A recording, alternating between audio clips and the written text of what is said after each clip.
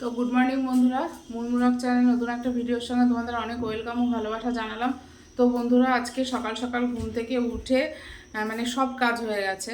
এখন শুধু স্নান করবো আর পুজোটা দেবো, ব্যাস তাহলেই হয়ে যায়। আজকে সকাল সকাল সব করার একটাই কারণ, আজকে একটু ফলারানী মায়ের পুজো আছে। তো আমি উপোস আছি, তো সেই পুজোটা দিতে যাব। তো পুজোটা দেবো হচ্ছে বোনের বাড়ি গিয়ে। ও বললো ও উপোস করছে, তো ওর ওখানে যেতে। তো ওর ওখানে গিয়ে একবারে মানে দুজনে মিলে মায়ের পুজো দিতে যাব। তো যাই হোক, এখন মোটামুটি সব হয়ে গেছে। এখন আমি স্নান করব, স্নান করে পুজো দিয়ে আমি রেডি হয়ে তোমাদের সামনে আসছি। তো আজকে রান্নায় বেশি কিছু করিনি, মানে আজকে করেছি শুধু ওই যে কালকে যে চিচিঙ্গা এনেছে ওই চিচিঙ্গাটা ভেজেছি, আর আলু পটলের তরকারি করেছি, ব্যাস এটাই করেছি, আর কিছু করিনি। ওরা বাড়িতে থাকবে আর আমি যাচ্ছি, পুজো টুজো দিয়ে বিকেল নাগাদ চলে আসবো, এসে তারপর আবার যা রান্না করার করবো। তো চলো এখন স্নান করে তোমাদের সামনে আসছি। তো বন্ধুরা, আমি এই যে ফাইনালি রেডি, স্নান ধান করে পুজো দিয়ে একেবারে রেডি হয়ে নিয়েছি, বেরোবো। তো আমার না এই চোখটা কি হয়েছে জানি না, এই চোখটা খুব যন্ত্রণা হচ্ছে সকাল থেকে, বুঝতে পারছি না কি হয়েছে। তো যাই হোক, তো চলো এবার যাই বোনের বাড়ি, একটু গিয়ে পুজো দিই। তো ওখানে গিয়ে দেখা করছি।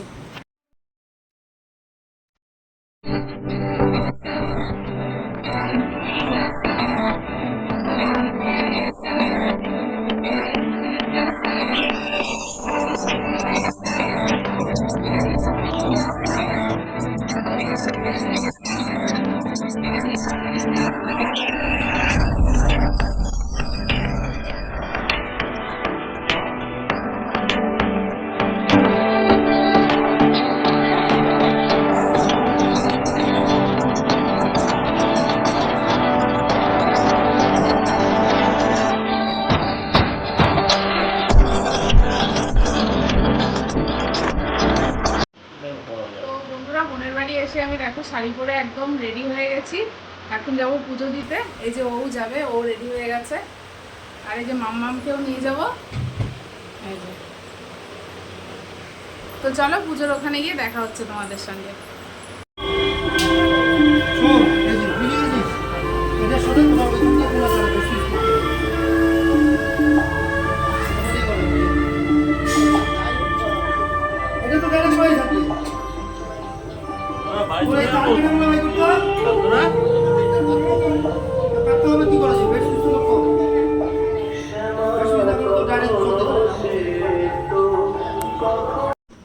পুজো দিয়ে এই মানে বাড়িতে চলে এলাম। তো দেখো বাড়িতে এসে দেখি, বাড়িতে এসে চোখে মুখে জল দিয়ে একটু প্রসাদ খেলাম, আর ও সবাইকে প্রসাদ দিচ্ছিল।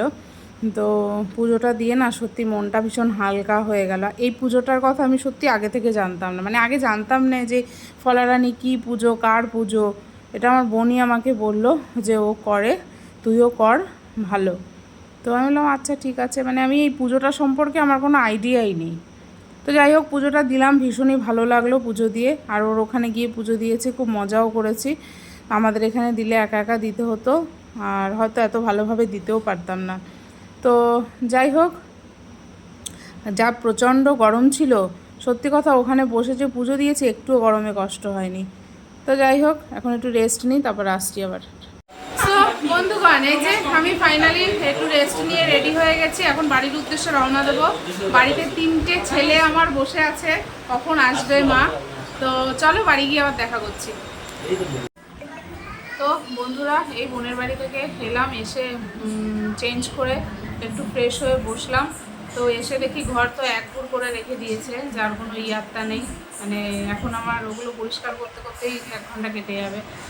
তো যাই হোক, আসার পথে ওদের জন্য সায়নশরীর ননির জন্য এগরোল নিয়ে এসেছি, ওরা সন্ধ্যের টিফিনটা হয়ে গেল। আর রাতে আমি তো আজকে আর কিছু খাবো না, মানে কোনো চালের জিনিস খাবো না রাতে। আমার জন্য আমি ডালিয়া করে নেবো, ডালিয়া খাবো। আর ওদের জন্য ভাত করব, আর কি খাবে সেই তরকারি করব। তো চলো দেখতে থাকো কি করি। বন্ধুরা, তোমরা তো জানো রোজ বিকেলে এখন ঝড় ওঠাটা রুটিন হয়ে গেছে। তো কালকে আমি আর ভিডিওটা কন্টিনিউ করতে পারিনি, কারণ এখানে ঝড় উঠেছিল। আর এই গ্রামেগঞ্জে ঝড় ওঠা মানে আগেই কারেন্ট চলে যায়, জানো তো। এত বাজে জিনিস যে এখানে, আর কারেন্ট চলে গেলে খুব শিগগিরই আসেও না। সেই সন্ধেবেলা কারেন্ট গেছে, আর কারেন্ট এসছে হয়তো 11টা 12টা নাগাদ হয়তো কারেন্ট এসছে। ঘুমিয়ে পড়েছিলাম তখন আমি। যাই হোক, তার জন্য তোমাদের সঙ্গে কিচ্ছু শেয়ার করতে পারিনি, কি রান্না করলাম, কি খেলাম না খেলাম কিচ্ছু করতে পারিনি, পুরো ঘুটঘুটে অন্ধকার। তো যাই হোক, কী করা যাবে, আর কিছু তো করার নেই। কারেন্ট চলে গেলে এই গ্রামে গঞ্জে এই এই একটাই প্রবলেম, মানে কারেন্ট চলে গেলে আর সহজে আসতে চায় না কারেন্ট। তো যাই হোক, রাত্রেবেলা মোম জ্বালিয়ে অনেক কষ্ট করে কাজ করেছি। মোম জ্বালিয়ে কি কাজ হয় বলো তো? বাসন মাজা রান্না করা কি মোম জ্বালিয়ে হয়? তো কোনো মতে যা হোক করেছি। নিজের জন্য একটু ডালিয়া করলাম আর ওদের জন্য এক তরকারি ভাত করে দিয়েছি, ওরা তাই খেলো। তো আজকে পরের দিন সকাল আমি ভিডিওটা শেষ করছি। তো আমার ভিডিওটা যদি ভালো লেগে থাকে লাইক কমেন্ট শেয়ার করে দিও। হ্যাঁ, অবশ্যই তোমরা ভালো থেকো, পাশে থেকো, টাটা।